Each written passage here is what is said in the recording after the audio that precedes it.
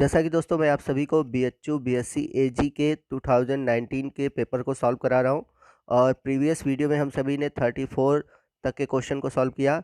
आज के इस वीडियो में हम उससे आगे के यानी कि 35 से क्वेश्चन को सॉल्व करेंगे। तो आइए वीडियो की शुरुआत करते हैं।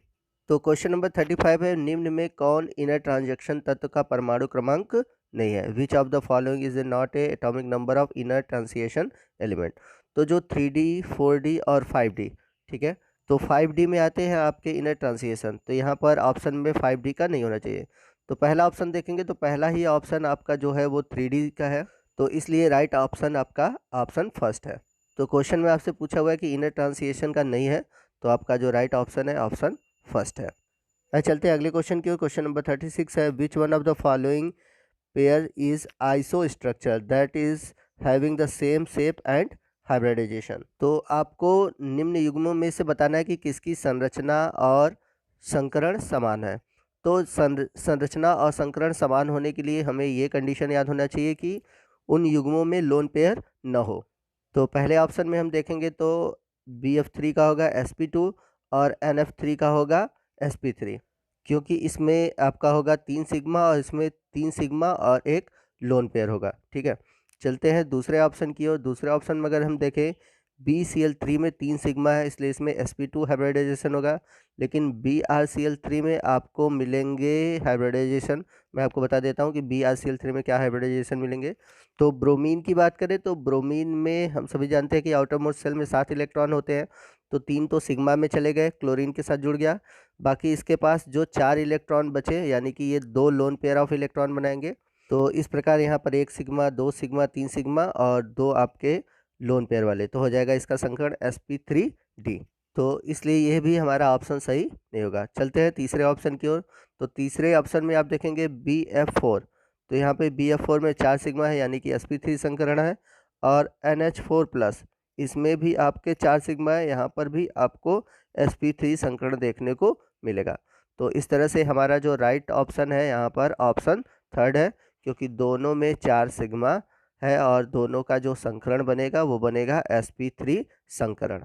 आइए चलते हैं अगले क्वेश्चन की ओर। क्वेश्चन नंबर 37 है, ये मेटलर्जी से है, यानी धातुओं के निष्कर्षण से है। दिया हुआ है कि एल्यूमिना से एल्युमिनियम का निष्कर्षण निम्न के पिघले मिश्रण से किया जाता है। तो इसका जो राइट ऑप्शन है ऑप्शन सेकेंड है। ठीक है, ये क्वेश्चन आपके एम्स का है और 2013 के नीट में भी ये क्वेश्चन पूछा गया है, वही रिपीटेड क्वेश्चन है। ठीक है, तो ये हमारा क्वेश्चन है और इसका जो राइट ऑप्शन होगा ऑप्शन सेकंड होगा। आइए चलते हैं अगले क्वेश्चन की ओर। क्वेश्चन नंबर 38 है, निम्न कथनों में से कौन फास्फोरस के ऑक्सो अम्ल के लिए वैध नहीं है? Which of the following statement is not valid for oxo acid of phosphorus.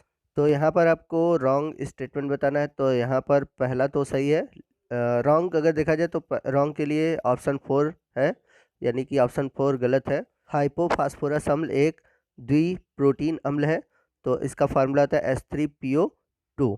तो ये द्वि नहीं है, ये मोनो होता है। ठीक है, तो यहाँ पर आपको डाई प्रोटिक दिया हुआ है, तो ये गलत ऑप्शन है। ठीक है, चलते हैं अगले क्वेश्चन की ओर। क्वेश्चन नंबर 39 है, समान आबंध कोटि वाली जातियां युग्म है। The pair of species with the same bond order is.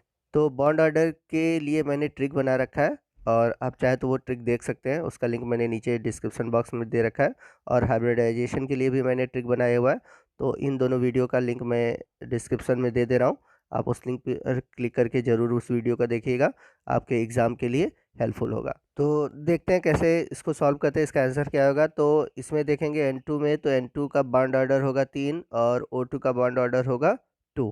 ठीक है, तो N2 का 3 और इसका 2, तो ये बराबर नहीं है। ठीक है, वही हम बात करें NO और CO की, तो NO में जो इलेक्ट्रॉन है 8 7 15 है। ठीक है, और CO में है 8 और 6 14। ठीक है, तो जब इलेक्ट्रॉन की संख्या बराबर नहीं है तो इनके बॉन्ड ऑर्डर भी सेम नहीं होंगे। हमारा जो राइट ऑप्शन है ऑप्शन थर्ड है।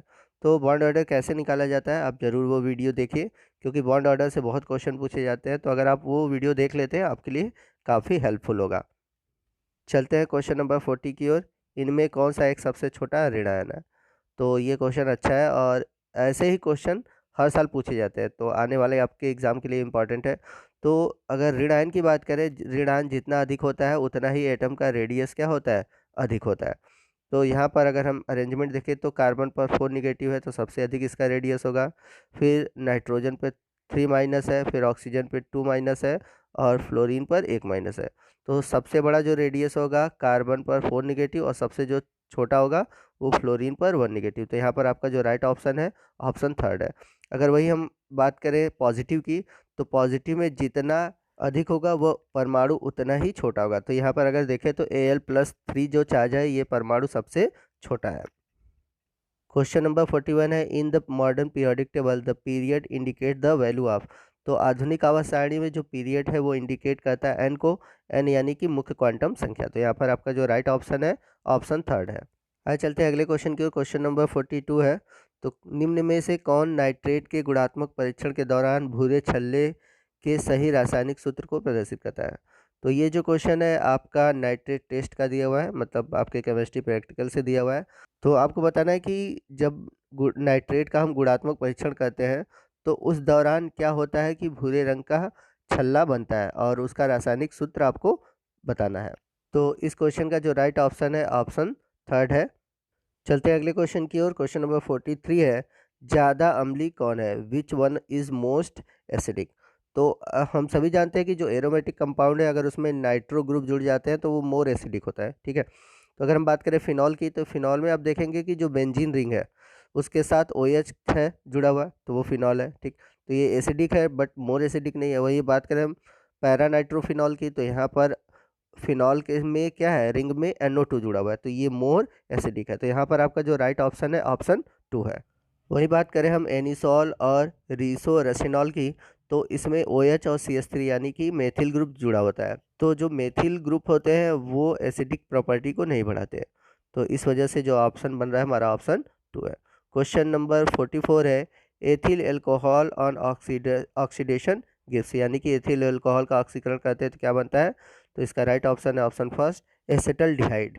तो जब हम एल्कोहल का ऑक्सीकरण करते हैं तो पहले एल्डिहाइड बनता है, फिर कार्बोक्सिलिक अम्ल बनता है। तो यहाँ पर आपका एसिटल्डिहाइड का ऑप्शन दिया है तो इसलिए हम एसिटल्डिहाइड लिखेंगे। लेकिन अगर आपको कार्बोक्सिलिक अम्ल दे देता ऑप्शन में तो वहाँ पर हमारा आंसर होता कार्बोक्सिलिक अम्ल।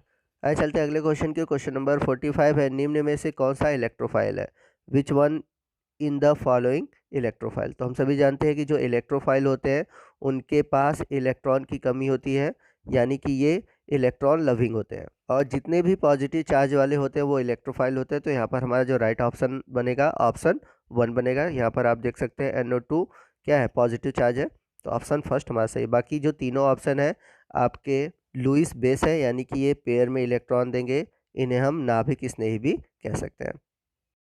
चलते हैं अगले क्वेश्चन के। निम्न में से कौन सा कार्बोक्सिलिक समूह नहीं दर्शाता। तो ये बहुत कॉमन क्वेश्चन है और इसका जो राइट ऑप्शन है ऑप्शन फर्स्ट है पिक्रिक अम्ल। तो पिक्रिक अम्ल में क्या होता है कि आपका OH होता है और OH के साथ 3 जो होते हैं नाइट्रो समूह होते हैं NO2, ठीक है ना, आर्थो पे और पैरा पे। तो बाकी जो ऑप्शन है तीनों, जैसे कि फॉर्मिक अम्ल, टालोइक अम्ल और थैलिक अम्ल, इन तीनों में आपको कार्बोक्सिलिक समूह देखने को मिलेगा, बट पिक्रिक अम्ल में आपको कार्बोक्सिलिक अम्ल समूह देखने को नहीं मिलेगा। चलते हैं अगले क्वेश्चन की। क्वेश्चन नंबर 47 है, लैक्टिक एसिड अणु है जो दर्शाते हैं। तो पहले मैं आपको लैक्टिक एसिड का फार्मूला बता देता हूँ। तो लैक्टिक एसिड का फार्मूला का CH3 CH COOH और OH, ठीक है। अब फार्मूला देख सकते हैं। तो यहाँ पर आप देख सकते हैं ये जो कार्बन है इसमें सभी जो ग्रुप है वो डिफरेंट है, यानी कि ये किरल कार्बन है, और जो किरल कार्बन होते हैं वो प्रकाशिक समवायता प्रदर्शित करते हैं। तो यहाँ पर हमारा जो राइट ऑप्शन होगा ऑप्शन थर्ड होगा ऑप्टिकल आइसोमेरिज्म। क्वेश्चन नंबर 48 है, मेथेनॉल इज नोन एज, यानी कि मेथेनॉल जाना जाता है। तो आप सभी जानते हैं कि जो मेथेनॉल है ये लकड़ी के भंजक आसवन से प्राप्त होता है, इसलिए इसे वुड एल्कोहल बोलते हैं। इसलिए यहाँ पर हमारा जो राइट ऑप्शन होगा ऑप्शन 4 होगा। बात करते हैं क्वेश्चन नंबर 49 की। तो क्वेश्चन नंबर 49 काफ़ी अच्छा है और इस तरह के क्वेश्चन आपके एग्जाम में आते रहते हैं। तो यहाँ पर पूछा हुआ है कि निम्नलिखित में से कौन न्यूनतम क्षारीय है। तो जो एलिफैटिक एमीन होते हैं वो मोर बेसिक होते हैं और एरोमेटिक जो एमीन होते हैं वो कम बेसिक होते हैं। तो पहला कंडीशन ये हुआ, अगर ये आपको प्राइमरी सेकेंडरी और टर्सरी से पूछ देता है, यानी कि मेथिल ग्रुप को प्राइमरी सेकेंडरी और टर्सरी में दे देता है, तो इसके लिए आप ट्रिक याद रखिए 213, यानी कि जो सेकेंडरी ग्रुप है वो प्राइमरी से अधिक बेसिक है और सबसे कम है वो है टर्सरी, यानी कि सबसे जो अधिक बेसिक है वो सेकेंडरी है और सबसे कम है टर्सरी। तो यहाँ पर अगर आपसे सबसे अधिक पूछता है तो आपका राइट ऑप्शन होता है ऑप्शन थर्ड। वहीं एथिल के लिए देता है तो आपका ट्रिक होता है 231। तो 213 है मेथिलेमिन के लिए और 231 है एथिलेमिन के लिए, तो आप इसको याद रखिएगा। आइए चलते हैं अपने क्वेश्चन की ओर, जबकि क्वेश्चन में हमसे न्यूनतम क्षारीय पूछा हुआ है। तो यहाँ पर हमारा जो आंसर होगा ऑप्शन 4 होगा, क्योंकि मैंने बताया था कि जो एरोमेटिक एमीन होते हैं वो सबसे कम क्षारीय होते हैं। अगला क्वेश्चन है क्वेश्चन नंबर 50। पिरिडीन में नाइट्रोजन परमाणु है, यानी कि आपको पिरिडीन में नाइट्रोजन का हाइब्रिडाइजेशन बताना है। देखिए यहाँ पे 3 कंडीशन है, एक है पिरिडीन, एक है पिरिमिडीन और एक है पायरॉल। तो आइए मैं तीनों के बारे में आपको बता देता हूँ। तो जो पिरिडीन होता है इसका फार्मूला होता है C5H5N, ठीक है, ये फार्मूला है पिरिडीन का। तो आइए मैं आपको संरचना से समझा देता हूँ। तो यहाँ पर नाइट्रोजन हो गया, ठीक है, अल्टरनेट करके आपके सिंगल बॉन्ड और डबल बॉन्ड होंगे। तो यहाँ पर अगर आप नाइट्रोजन को देखेंगे तो यहाँ पर एक हो गया सिग्मा, ठीक है, और यहाँ पर हो गया एक सिग्मा और एक लोन पेयर। तो देख रहे हैं यहाँ पर सिग्मा की जो संख्या है वो कितनी है, 2 है, और एक लोन पेयर है। तो यहाँ पर जो हाइब्रिडाइजेशन होगा वो होगा sp2। तो नेक्स्ट जो दो है, एक है पायरॉल और दूसरा है पिरिमिडीन, ठीक है, कंफ्यूज मत होइएगा पिरिडीन और पिरिमिडीन में, ठीक है। यहाँ पर हम पिरिमिडीन की बात करने जा रहे हैं, ठीक है। तो पायरॉल की बात करें तो पायरॉल का फॉर्मूला होता है C4H4NH।